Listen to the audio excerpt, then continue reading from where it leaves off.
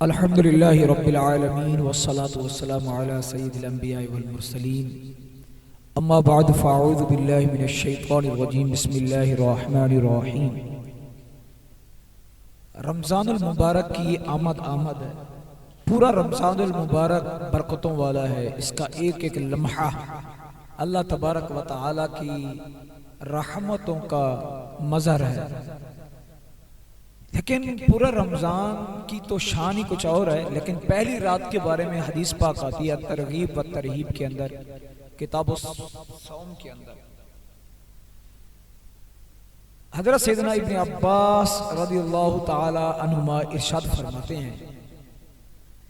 فرماتے ہیں کہ صادق الامین رسول اکرم نور مجسم صلی اللہ تعالی علیہ وآلہ وسلم کو فرماتے ہوئے میں نے سنا کہ نبی اکرم صلی اللہ تعالی علیہ وآلہ وسلم ارشاد فرماتے ہیں، جب رمضان کی پہلی رات آتی ہے تو عرش کے نیچے ایک ہوا چلتی ہے جسے میثرہ کہا جاتا ہے، اور وہ ہوا جنت کے در و دروازوں سے ٹکراتی ہوئی جب حوروں کو یہ ہوا لگتی ہے تو ایسی خوبصورت اس سے آواز نکلتی ہے، حوریں بہر نکل کر جنت رضوان، جو فرشتے ہیں جنت کے، حضرت رضوان سے پوچھتی ہے کہ رضوان کیا ہوا، یہ کیسی آواز ہے، کیسی خوبصورت پیاری میٹھی ہوا چل رہی ہے۔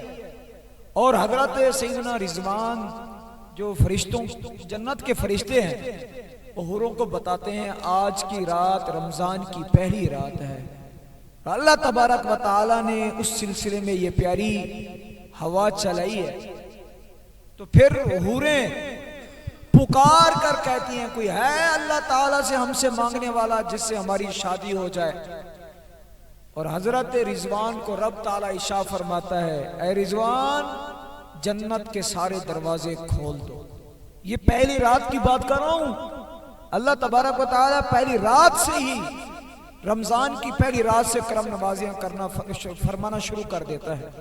پھر رب تعالی حضرت مالک جو فرشتے ہیں جہنم کے دروغہ اس کو حکم ارشاد فرماتے ہیں کہ اے مالک جہنم کے سارے دروازے بند کر دے۔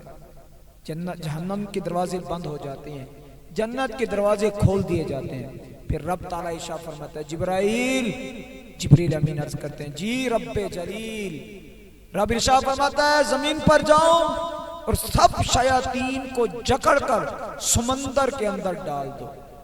وجہ حضور علیہ الصلوۃ والتسلیم ارشاد فرماتے ہیں کہ میری امت کے لوگ جب وہ روزہ رکھیں تو یہ شیاطین ان کے روزے کے اندر فساد نہ ڈالیں، خلل نہ ڈالیں، یکسوئی کے ساتھ میرے محبوب علیہ الصلوۃ والتسلیم کے امتی عبادت کریں، کیونکہ روزے میں ایک ایک سانس لی ہوئی اللہ تبارک و تعالیٰ اس کی بھی نعمت، اس کی بھی ثواب عطا فرماتا ہے۔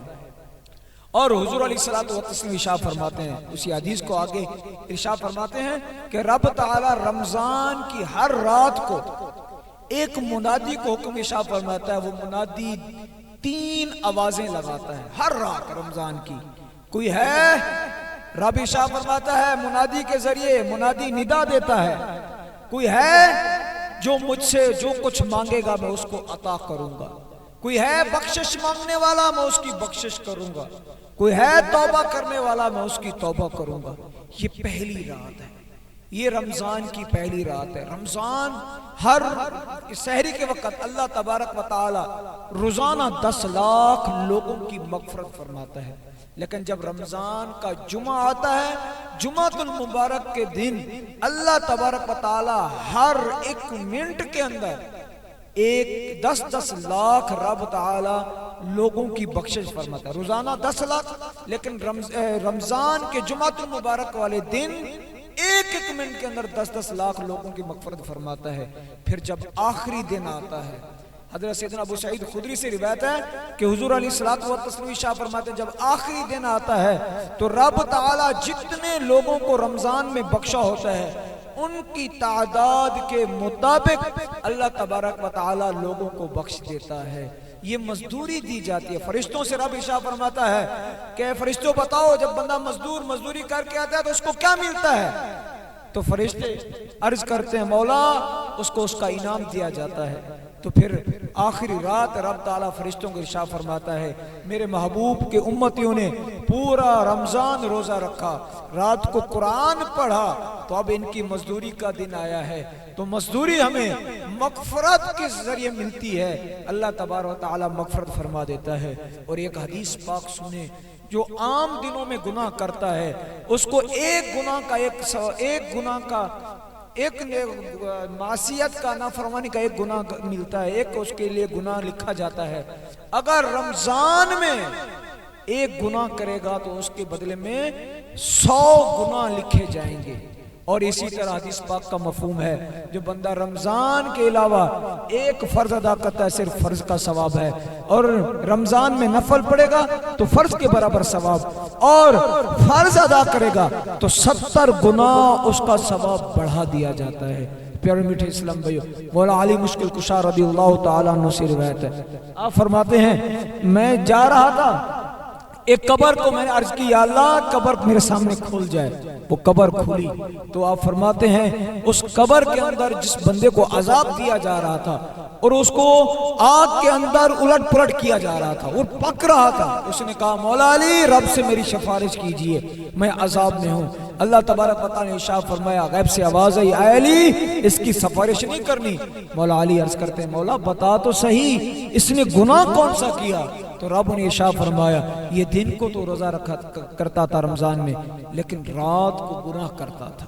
تو رمضان کا ادب بھی ہم نے کرنا ہے. اللہ تبارک و تعالی ہمیں پورے رمضان کی برکتیں نصیب فرمائے. قرآن پڑھیں اور اللہ تبارک اور حدیث پاک اللہ تبارک محبوب نے ارشاد فرمایا وہ بندہ تباہ و برباد ہو جائے جس کو زندگی میں رمضان ملا وہ اپنی بخشش نہیں کرا سکا. اب اندازہ کر رمضان آ رہا ہے، اپنی بخشش کا سامان کریں، رب کو راضی کریں. اللہ تبارک و تعالی ہم سب کو رمضان کا ادب و احترام کرنے کی توفیق نصیب فرمائے، سارے روزے رکھنے، قرآن پڑھنے، تلاوت کرنے کی توفیق نصیب فرمائے، اور تراویح میں جا کر 20 رکعت تراویح پڑھنی ہے پوری. اللہ تبارک و تعالی ہماری بخشش فرمائے. وآخر دعوانا ان الحمد للہ رب العالمین.